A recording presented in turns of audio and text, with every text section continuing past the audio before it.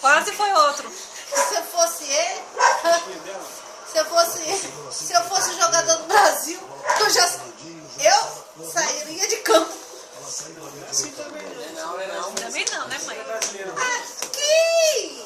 É mais feio ainda, né, mãe? Tem que tentar fazer. Mais um. 20-0 hoje para a Alemanha.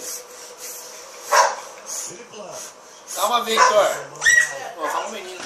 Haja coração, pô. Deixa, menino. Isso aí vai pro programa do Eliane.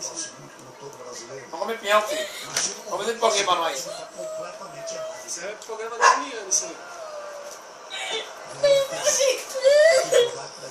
Brasil, filho.